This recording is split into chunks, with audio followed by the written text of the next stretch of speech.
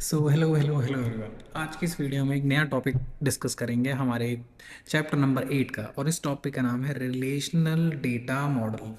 So basically अब DBMS में अलग अलग टाइप के डेटा मॉडल्स होते हैं। डेटा मॉडल्स बेसिकली हमें बताते हैं कि हम एक डेटाबेस का स्ट्रक्चर किस टाइप से बना सकते हैं, कि वो एक तरीके से डेटाबेस का स्ट्रक्चर डिफाइन करेगा कि हम जो डेटा स्टोर कर रहे हैं वो किस स्ट्रक्चर में कर रहे हैं। ओके, सो रिलेशनल डेटा मॉडल। सो अब हमें थोड़ा बहुत पता लग गया कि बेसिकली क्या क्या होता है data model. Okay, so most commonly जो डेटा मॉडल है वो यूज़ होता है वो है रिलेशनल डेटा मॉडल। अब ये एक टाइप का डेटा मॉडल है या फिर एक टाइप का तरीका है जिससे हम डेटाबेस के स्ट्रक्चर को डिफाइन करते हैं विद रिलेशंस, कि आपस में जो डेटा है उसका रिलेशन क्या है। ठीक है, इसके अलावा और भी अदर टाइप के डेटा मॉडल्स है, जैसे ऑब्जेक्ट ओरिएंटेड, ऑब्जेक्ट के बेसिस पे हम करते हैं, या फिर एंटिटी रिलेशनशिप, एंटिटीज़ के बीच में रिलेशन हम बनाते हैं, या फिर डॉक्यूमेंट टाइप का मॉडल, या फिर हायरार्किकल मॉडल। ओके, बट आपके इस चैप्टर में हम सिर्फ और सिर्फ रिलेशनल डेटा मॉडल पढ़ेंगे। सो एक रिलेशनल मॉडल में टेबल्स को हम बोलते हैं रिलेशंस, जिनके अंदर हम डेटा स्टोर करते हैं अलग अलग कॉलम के लिए। हर एक टेबल में मल्टीपल कॉलम हो सकते हैं, जहाँ पे हर एक कॉलम को जो नाम है वो यूनिक होना चाहिए। जैसे कि हमारा जो एग्जांपल था हमारा ठीक है, एक एग्जांपल है कि इसमें एक टेबल बनाई है हमने, हर एक रो रिप्रेजेंट करती है रिलेटेड सेट ऑफ वैल्यूज। अब जब हम टेबल 8.5 देखेंगे जिसमें हमने स्टूडेंट डिटेल्स, उनका अटेंडेंस और गार्डियन डिटेल्स, ये तीन टेबल बनाई थी। सो उस टेबल में हम एक चीज़ देखेंगे, हर एक रो जो है वो रिप्रेजेंट करता है एक पर्टिकुलर गार्डियन, और उसमें एक रिलेटेड वैल्यूज होती है, जैसे कि गार्डियंस आईडी, जिसमें गार्डियन नेम होता है, एड्रेस होता है और फ़ोन नंबर होता है। अब इसी के थ्रू हम बोल सकते हैं कि टेबल में एक क्या कहते हैं, टेबल जो है एक कलेक्शन ऑफ रिलेशनशिप है। जैसे स्टूडेंट और अटेंडेंस के बीच में एक तरीके से स्टूडेंट आईडी का रिलेशनशिप था, स्टूडेंट और गार्डियन के बीच में एक student I guess guardian ID का रिलेशन था। ओके, तो इस तरीके से हम एक टेबल को बोल सकते हैं एक कलेक्शन ऑफ रिलेशनशिप है। ओके, बट हमें एक चीज़ ध्यान रखने की ज़रूरत है, जो रिलेशन होते हैं डेटाबेस में वो इंडिपेंडेंट टेबल नहीं होती। ओके, बट वो एक दूसरे के साथ एसोसिएटेड होती है, एक दूसरे से कनेक्टेड रहती हैं। जैसा कि यहाँ पे देख रहे हैं, स्टूडेंट और अटेंडेंस कनेक्टेड है, स्टूडेंट्स और गार्डियन कनेक्टेड है। जैसे कि हमारा जो रिलेशन अटेंडेंस, उसमें एक एट्रीब्यूट है रोल नंबर, जैसा कि मैंने आपको बताया। तो अटेंडेंस वाले में जो रोल नंबर कॉलम है हमारा, उसके बेसिस पे हम स्टूडेंट वाली टेबल से इसका रिलेशन बना सकते हैं। अब सिमिलरली जो गार्डियन यूनिक आईडी है या जीओ आईडी, उसमें हम स्टूडेंट और गार्डियन जो टेबल है उनके बीच में रिलेशन बना सकते हैं। अब अगर हम एट्रीब्यूट्स को लिंक करें बट उसमें अप्रोप्रिएट रिलेशन ना हो, है ना, तो ये पॉसिबल नहीं होगा कि हम उस टाइप के डेटाबेस को एक करेक्ट स्टेट में या फिर एक वैलिड इन्फॉर्मेशन उसके अंदर से निकाल सकें।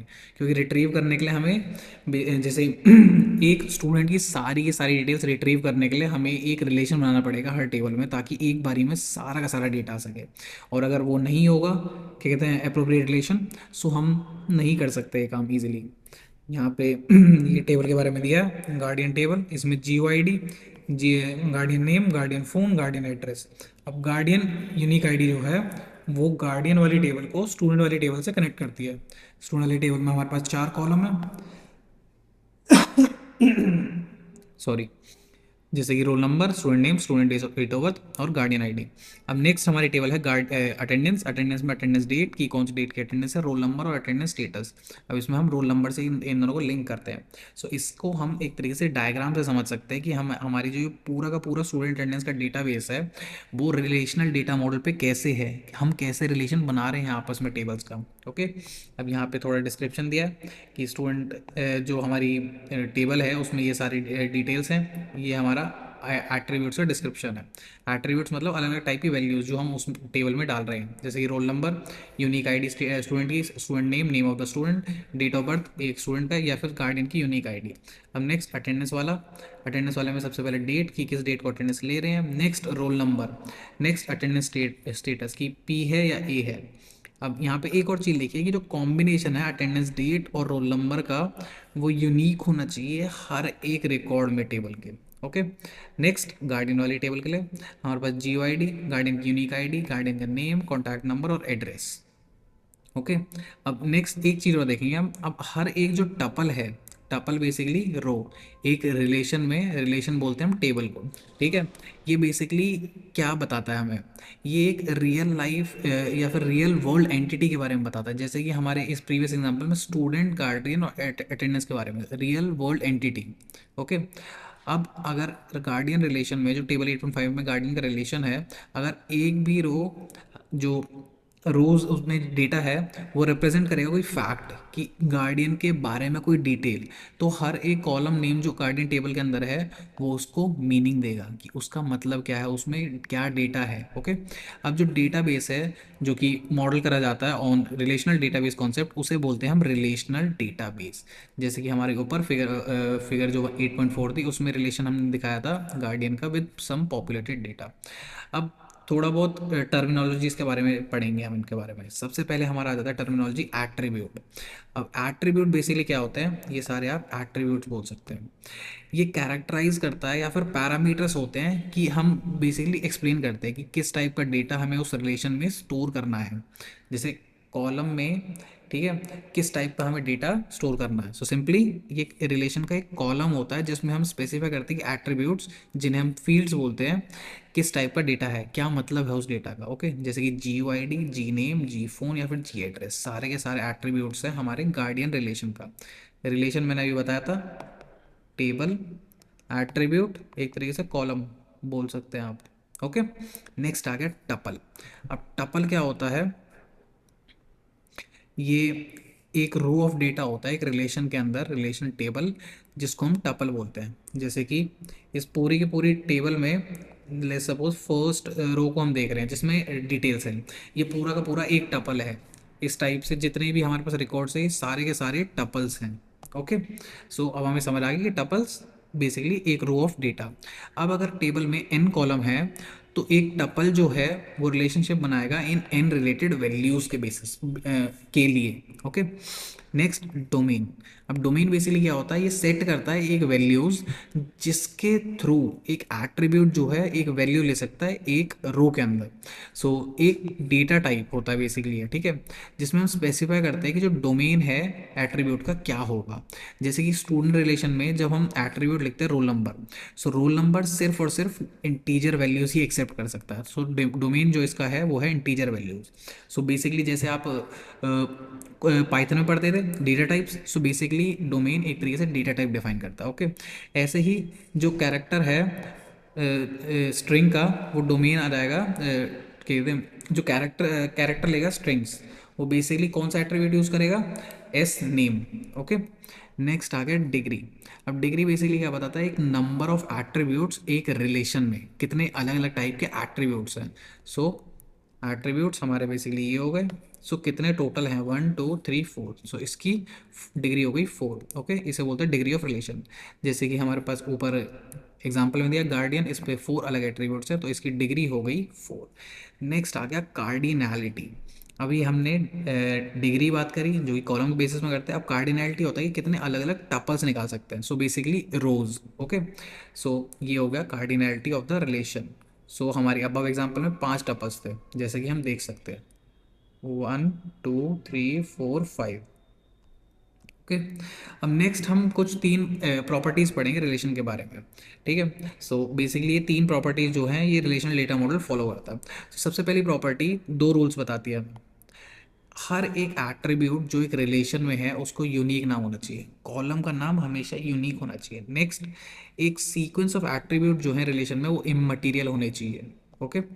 नेक्स्ट प्रॉपर्टी, इसमें भी हमें दो सेट ऑफ रूल्स पढ़ने पड़ेंगे।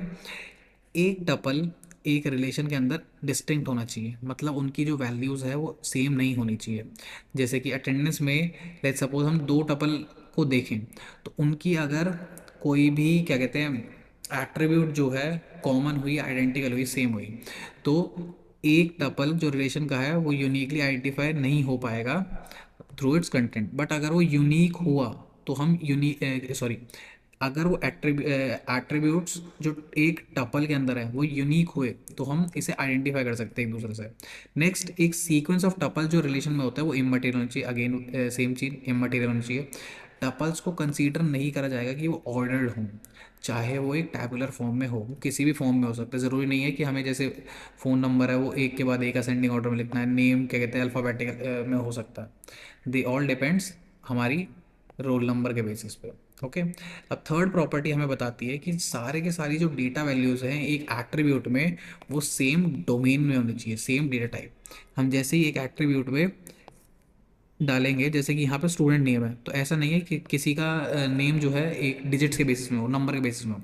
सबकी डेटा वैल्यू या फिर क्या कहते हैं जो एट्रीब्यूट फॉलो होगा वो एक सेम डोमेन में होगा। ठीक है। नेक्स्ट, हर एक डेटा वैल्यू जो है वो एसोसिएटेड होगा विद एट्रीब्यूट, और वो एटॉमिक होना चाहिए। एटॉमिक का मतलब उसे और नहीं तोड़ा जा सकता। जैसे कि हमारा जो गार्डियन फ़ोन था, जिसमें हम गार्डियन रिलेशन के अंदर एक फ़ोन नंबर उनका सेव करते थे, सो उसमें एग्जैक्टली 10 डिजिट्स होने चाहिए, ना इससे कम ना इससे ज़्यादा। ओके। नेक्स्ट, कोई भी एट्रीब्यूट जो है उसमें अलग अलग डेटा वैल्यूज़ हो सकते हैं एक टपल में। ठीक है। सो एक किसी भी एट्रीब्यूट में मल्टीपल डेटा वैल्यूज़ नहीं होनी चाहिए एक टपल में। जैसे कि लेट्स सपोज गार्डियन में अगर हम मल्टीपल फ़ोन कॉन्टैक्ट डालें जी फ़ोन में, ये नहीं हो सकता, सिर्फ एक value, can not be multiple. Okay. Next, एक स्पेशल वैल्यू होती है नल। ओके। एक स्पेशल वैल्यू नल। अब इसको हम बेसिकली कब यूज़ करते हैं, जब हमें कोई डेटा जो है अननोन होता है या फिर हम डेटा नहीं डालना चाहते उस एट्रीब्यूट के लिए। जैसे ही अगर कोई गार्डियन है, वो अपना कॉन्टैक्ट नंबर नहीं शेयर करना चाहता या चाहती विद द स्कूल अथॉरिटीज़, तो जो उस स्पेसिफिक टपल में जो वैल्यू सेव करेंगे हम अंडर गार्डियन फोन, उसे सेट कर देंगे एज नन और डेटा अननोन। ओके। सो ये हमारा थोड़ा बहुत समझने के लिए वीडियो हो गई। रिलेशनल डेटा मॉडल बेसिकली क्या होता है, उसमें अलग अलग प्रॉपर्टीज़ क्या होती हैं और उसमें अलग अलग टाइप्स क्या होते हैं। नेक्स्ट वीडियो में हम पढ़ेंगे कीज़ क्या होती हैं रिलेशनल डेटाबेस के अंदर। So this was all for this video, I hope you all understood it, and next video में हम कीज़ के बारे में पढ़ेंगे data relational database. So thank you for this video, I will see you in the next one. Thank you, see you, tata bye.